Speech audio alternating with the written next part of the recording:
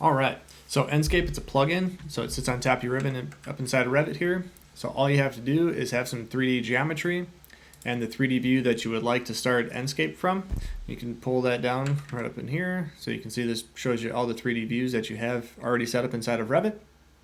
And all you gotta do is simply hit the little the preview button over here on the far left hand corner. What that's going to do is that's going to take everything inside of the Revit window and it's going to push that inside of Enscape. And then there's a button that pulls up where it's going to tell you how to navigate around, all on the right hand side here. So it's going to tell you how to navigate around using the WASD keys on your keyboard, or you can use W key and then hold your left mouse button down, or your arrow keys as well to move around. You can do some cool things right away, like change the time of the day. So if I hold down shift and right mouse click, I can interactively change the time of the day here. So I can see, and show my clients exactly what the space is going to look like at virtually any time of the day here. So really powerful to be able to do that. So where the real power of Enscape comes in is it's the real-time model feedback. So whatever I'm doing inside of Revit, whether I'm deleting things, removing things, adding materials or whatnot, Enscape's going to show me those changes instantaneously here. So that's a very powerful thing to be able to do. So it's a design review tool for early stage designs as well.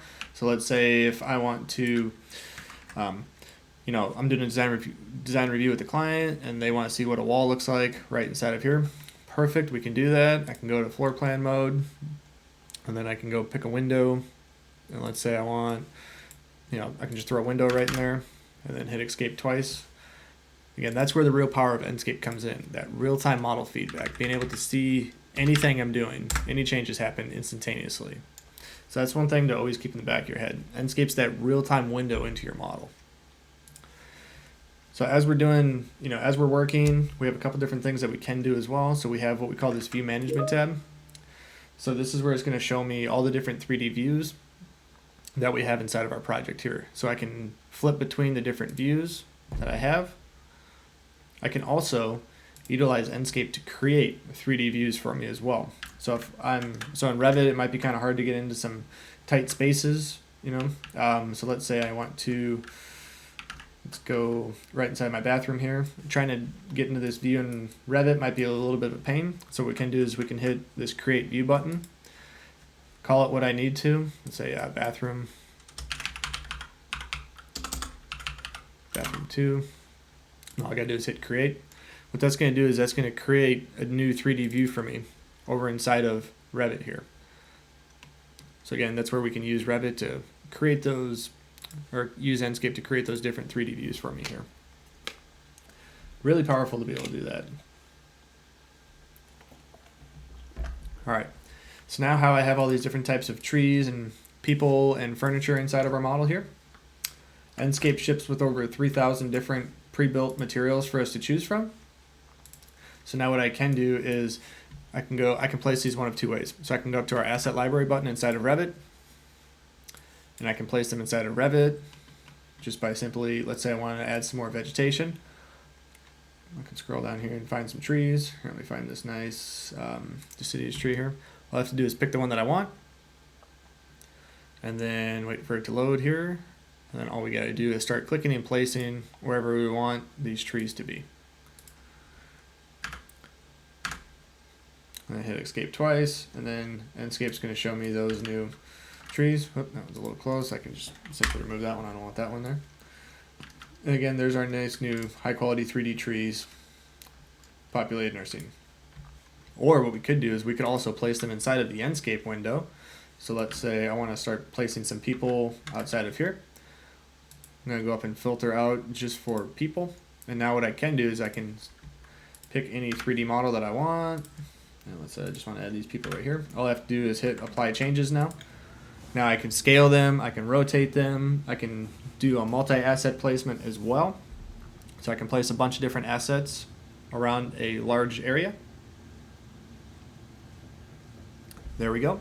So that pushed all those back inside of Revit now on whatever active work plane I have set up already.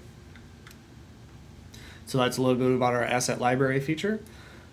Now in regards to materials, Enscape's going to show me all the different materials that I've already applied inside of Revit here. So no worries about that, but if we want to add a little bit more realism to our materials, we can use our what we call our Enscape material library. So that's the little material swatch up in the Revit tab. This is where we have over 300 pre-built materials for us to choose from. Now what I can do is I can select one of them or multiple different ones as well. And all I'm going to do is hit the import selection button. Now what this is going to do is this is going to import this into my Revit project and create a Revit material for me. So if I already know how to apply Revit materials, I can apply it the same exact way like I normally would any other Revit material. So I can go up to edit type, and then let me scroll down and show you where that material is.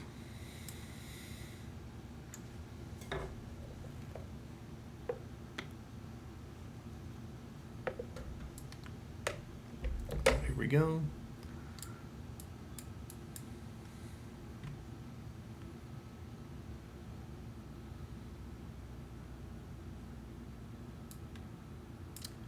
So here's our new Enscape material.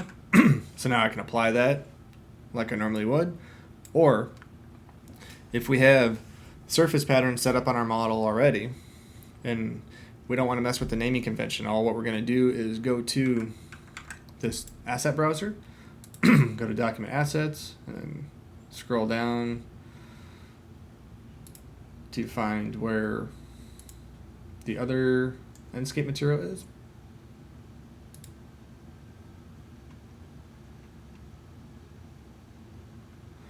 And here it is right here. So all we're going to do is hit replace appearance tab. And this is going to replace just the appearance tab. So it's not going to mess with my naming convention or my surface patterns at all. Everything's just going to stay the same. All it's going to do is simply replace the appearance tab. And then all I have to do is hit apply and then click OK. And then click OK and OK again. And we can see those new changes applied to our surface. Now if I want to edit that, I can edit it like I normally would any other Revit material just by going into Revit's material editor and updating that. Or what we have is this Enscape material editor. So this is a little bit easier way for us to see those changes happening in real time. So this Revit material editor is going to show me all the generic type of Revit materials I have in my project.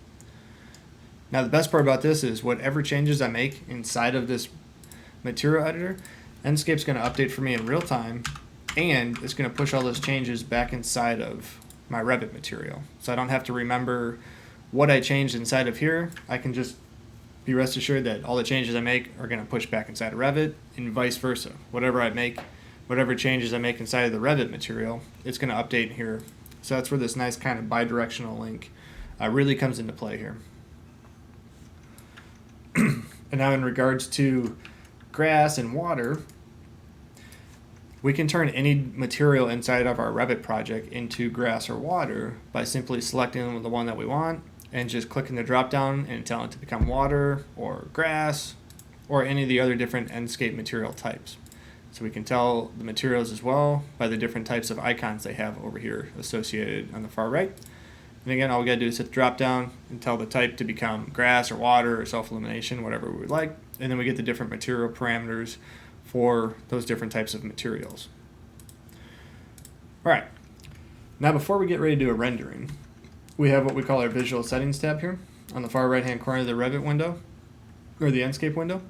And now let's say for early stage designs, if we haven't picked materials yet and we're just really focusing on sun studies and just want to show our clients the overall structure of the scene, we have what we call white mode. And that's where if you go to this main tab and go to mode, we have what we call white mode.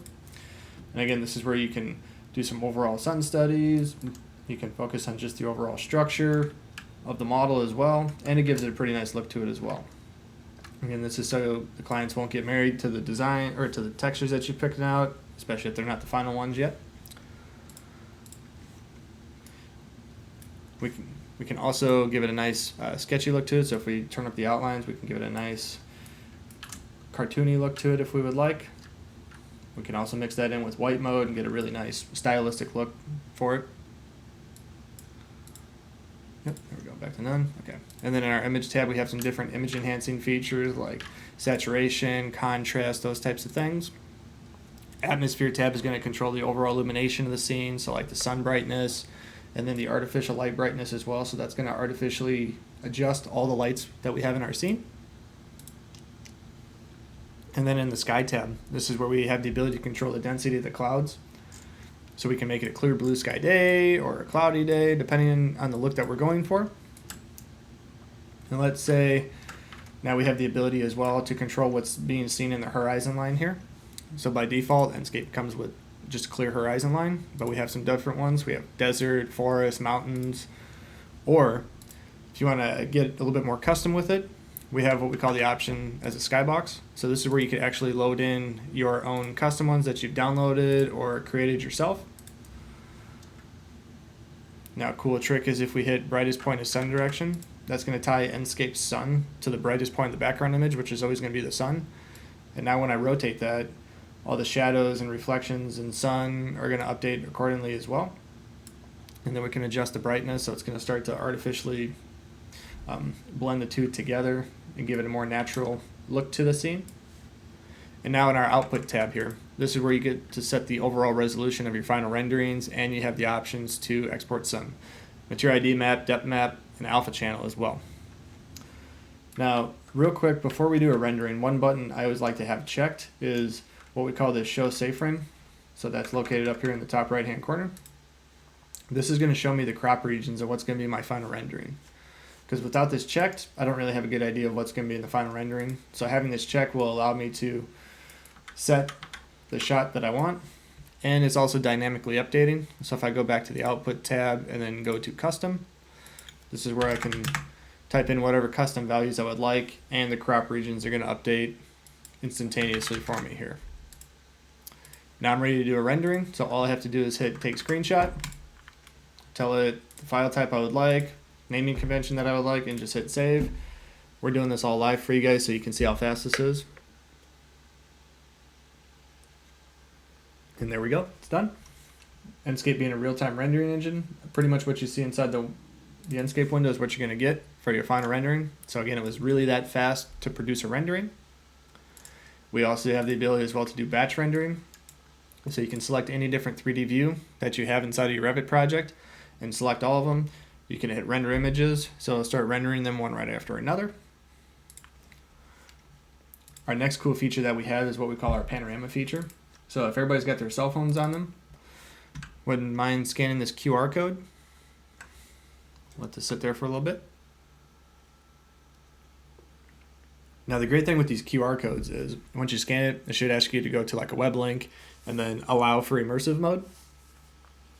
Now these are great because you can take these and you can put them on a set of drawings, construction documents, or pursuit if need be. And from here, the general contractors, because a lot of times they can't look at the floor plan and think of what the space is going to look like in 3D. So this is a great way to be able to show them what the space is actually going to look like. Or another great way these are being used is by, there's a developer banner outside where it's got a final rendering of what the actual building's going to look like. People are putting these QR codes on there now, and from there people in the community can walk by and scan them with their phones and stay up to date with what's going on.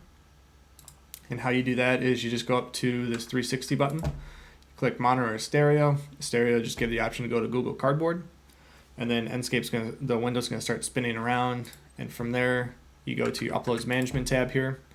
This is where it's going to show you all the different projects you've created panoramas from, and you get the options to upload it to our cloud storage system where it's housed. So there's just going to be a little cloud icon arrow with a up arrow, and then once it's uploaded, all you have to do is click the three little dots, and there you get the option to save the QR code as a JPEG or PNG file, or you can copy the link that it's tied to, and you can email that to your clients as well, and they can pull that up on their computer. A really powerful feature with this as well is, so that's from a point in time. Well, what happens if you need to make a change to the model? Because changes are going to happen. So what you can do now is you can go back to the spot that the panorama was taken from, regenerate the panorama, and there's this little replace uploaded panorama in cloud button. So what you're going to do is click the one that you want to replace, select the one that you want it to be with now, and then all you have to do is click next, and it's going to tell you, hey, it was this one, now it's going to be this one. And you hit replace, and the link is going to stay the same, the QR code is going to stay the same, and you just tell your client to refresh that link on their phone, and they'll see the new changes to the model. So very powerful to be able to show your clients that. The next feature that we have to get our designs to our clients is what we call this video editor. So this video editor is where we can do video walkthroughs. So let's say I want to do a walkthrough going outside to the pool. all I have to do is hit the plus button on the far right hand corner here to add a keyframe. And let's say I want to navigate over here, and now I want to keep working my way out here. That's good right there. All I have to do is hit the plus button, again, to add another keyframe. And all I gotta do is simply hit the preview button, and I'm gonna get a nice preview of what this animation is gonna look like. At any time I can make changes to this just by adjusting clicking on the keyframe and adjusting the position of that as well. And then once I get a result that I'm satisfied with, all I have to do is click the export button, and then from there I get the options to export this as a MP4 file of whatever resolution I would like. And again, just click the export button, and from there it's going to give me the option to save that as an MP4 file. And then I can send that to social media if I need to, or whatever I need to do with it, get it to my clients. The last feature that we have to get our designs over to our clients is what we call these standalone files here. So the standalone file is where it's going to take everything inside the Enscape window, it's going to package it up and create what we call like an exe file. So it's kind of like a playable game, essentially. And from there, what we can do is send that to our clients. They have to have a system that meets our system requirements for this exe file. And from here, they're going to double click the file. Enscape's going to launch, and then from there, they can navigate the model. They can change the time of the day, freely explore the model. And if they have a VR headset hooked up, they'll be able to go into VR with it as well. So very powerful to be able to do that. We'll get into VR in a second here. Next up is this web standalone. So this web standalone is where it's going to take, again, everything that's inside the Enscape window, and it's going to package it up, and it's going to create a web link for you that you just send to your clients. They click that link, and then from there, the Enscape window is going to launch through a web version, and they can navigate the model, and change the time of the day and freely explore the model. So again, they don't have to have a license or anything like that of Revit or Enscape. It's just a free viewer for them. So those are the different ways we can get our designs to our clients. And then inside of the VR portion, Enscape's a one-click VR solution. So what that means is if I have a VR headset hooked up, all I have to do is click the VR button, and then from there, the Enscape window is going to be seeing what I'm seeing through my headset. And it's a very powerful way to be able to tap into the customer's emotions, because now they can experience their building at a one-to-one scale sense and really feel how the space is going to look. And then from there, since Enscape is directly tied into Revit, whatever changes I make inside of Revit, it's going to update for me in the headset in real time. So that's a very powerful way to be able to get your designs over to your clients. And that's an overview of all the powerful features of Enscape. Is there any questions anybody had?